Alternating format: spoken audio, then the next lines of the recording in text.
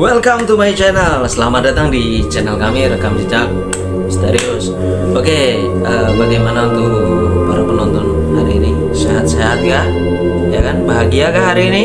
Oke, untuk hari ini kita mau bahas apa ya? Pocong sudah, genderuwo sudah, tuyul sudah, meleak pun sudah. Kira-kira mau bahas apa ya? Oke, saya punya ide. Kita akan membahas tentang Banaspati. Apa sih Banaspati itu? Siapakah Banaspati itu? Dan golongan apa Banaspati itu? Bagaimana kisah selanjutnya? Simak cerita berikut ini. Jangan lupa subscribe, like, share, and comment.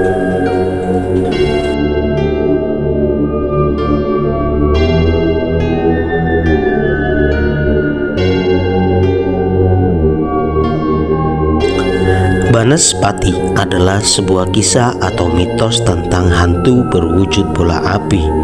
Dalam budaya Indonesia, khususnya di Jawa, konon Banaspati senang menghisap darah, terutama darah bayi baru lahir. Wujudnya bisa berubah-ubah dari bola api kecil sampai besar, atau bahkan seperti manusia yang tubuhnya terbakar. Banaspati dikenal sebagai bola api yang berukuran kecil, seukuran genggaman tangan orang dewasa, namun bisa membesar jika korbannya takut. Dalam wujud lain, ia bisa terlihat seperti manusia dengan tubuh yang terbakar.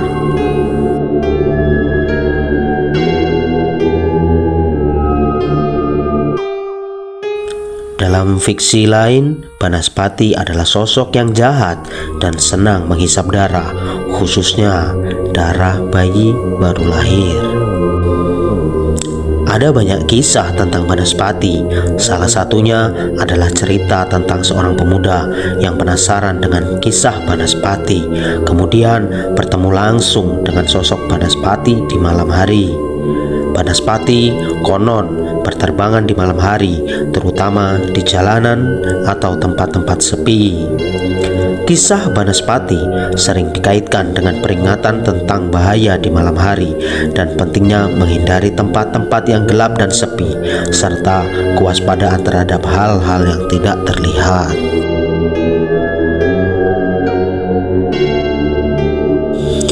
Indonesia yang terdiri dari beragam suku dan budaya memiliki cerita yang kaya. Tiap-tiap daerah bahkan memiliki legenda atau mitos mistis. Salah satunya tentang mitos hantu Banaspati. Banaspati populer menjadi cerita rakyat di Pulau Jawa dan Kalimantan. Banaspati konon disebut sebagai menyerupai bola api terbang atau manusia yang terbakar, mirip dengan sosok Ghost Rider di komik Marvel. Sosok makhluk gaib ini dipercaya sebagai media mengirimkan teluh yang bisa menewaskan korbannya. Meski begitu, sosok Banaspati juga sering ditemukan dalam relief candi di Jawa. Banaspati biasanya ditemukan di atas ambang pintu masuk candi. Banaspati adalah legenda atau cerita di masyarakat tentang sosok makhluk halus yang menjadi bagian dari budaya Indonesia. Sosok Banaspati digambarkan dalam bentuk bola api yang menyala-nyala. Sosok Banaspati digambarkan sebagai relief kedok kepala raksasa pada candi di Jawa Timur. Sosok Banaspati atau yang disebut Kala di Jawa Tengah biasanya ditemukan terpahat di atas lubang pintu masuk ruang sucinya masing-masing. Banaspati dikenal sebagai penjaga hutan. Banaspati atau Kala dipasang di atas ambang pintu candi sebagai penangkal pengaruh jahat yang akan masuk ke candi. Sementara itu, dalam kepercayaan masyarakat, Banaspati dikenal sebagai hantu yang memiliki elemen api. Banaspati dikenal sebagai makhluk mistis dengan kekuatan yang besar, biasa ditemukan dalam hutan maupun digunakan oleh dukun sebagai ilmu hitam.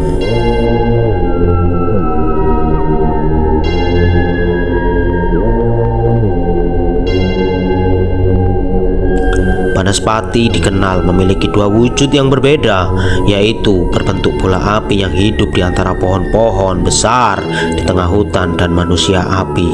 Wujud bola api ini dipercaya bergerak dengan cara melayang atau terbang di antara satu pohon ke pohon yang lain. Konon, wujud Banaspati hanya berukuran segenggaman tangan orang dewasa. Namun, apabila korbannya mengalami ketakutan, wujud bola api ini akan semakin membesar dan memangsa korbannya. Sementara dalam wujud keduanya, Banaspati dipercaya berwujud seperti manusia, namun tubuhnya terselimuti oleh api yang membara.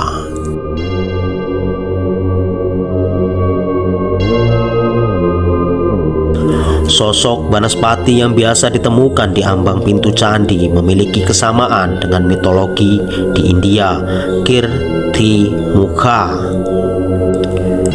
Suatu ketika, Jalandhra menitahkan satu tokoh raksasa sakti bawahannya yang bernama Rahu ke surga guna menghancurkan daerah dan kewibawaan kekuatan dewa yang tertinggi di jagat raya, yaitu Dewa Siwa. Serangan Rahu ke surga ini membuat Dewa Siwa menjadi murka.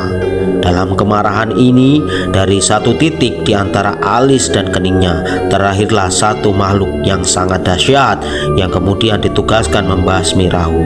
Kekuatan raksasa ciptaan Siwa yang dahsyat itu menyebabkan Rahu menjadi takluk dan memohon ampunan dari Dewa Siwa. Selanjutnya, Dewa Siwa bersabda, "Sejak saat ini engkau anakku bernama Kirtimukha, dan aku nobatkan engkau untuk menjaga istanaku. Engkau tinggal di ambang pintuku. Engkau akan termasyhur. Barang siapa masuk tanpa menyembahmu, mereka tidak akan mendapatkan rahmatku." Sementara dalam kepercayaan masyarakat yang ditulis situs Budaya Indonesia, Banaspati diyakini sebagai salah seorang tokoh yang mengadopsi ilmu hitam yang terjadi pada era kerajaan Majapahit. Banaspati merupakan salah satu raja lautan yang merupakan keturunan siluman atau bangsa api. Ketika ia memimpin bangsa siluman, banyak sekali manusia yang menjadi korban keganasannya. Namun berkat pertolongan Nabi Khidir, akhirnya Raja Banaspati dapat dibunuh. Menurut berita yang berkembang, setelah Banaspati dibunuh Nabi Khidir, ternyata masih ada keturunannya yang bernama Setan Kober. Setan Kober ini diyakini hidup 500 tahun sesudah Banaspati dibunuh. Banyak masyarakat Jawa yang percayai Setan Kober yang merupakan keturunan Banaspati ini hidup di hutan-hutan yang ada di tanah Jawa. Masa kejayaan Setan Kober berlangsung tepat pada masa keemasan Majapahit.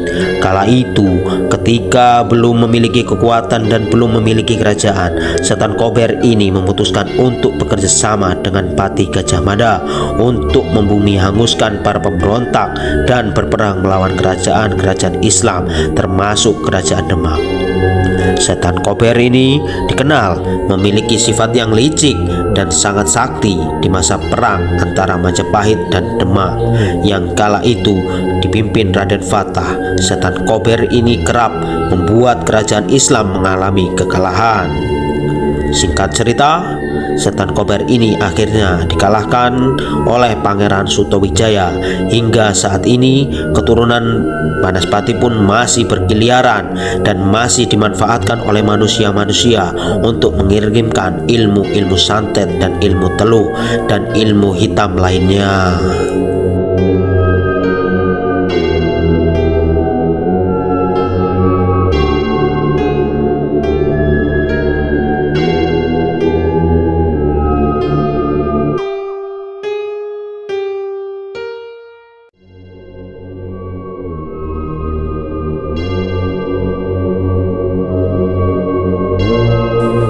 Itulah cerita tentang Banaspati, guys, ya kan.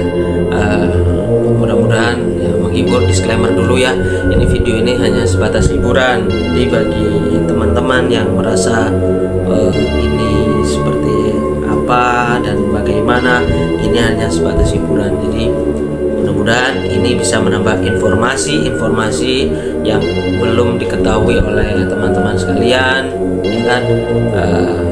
Ini bisa menjadikan motivasi ataupun bisa menjadikan hiburan tersendiri bagi teman-teman sekalian, ya. Terima kasih yang sudah mau menonton. Jangan lupa tetap dukung kami dengan cara subscribe, like, share, and comment. Terima kasih. Kita bertemu di video selanjutnya. Tetap direkam jejak misterius. Bye bye.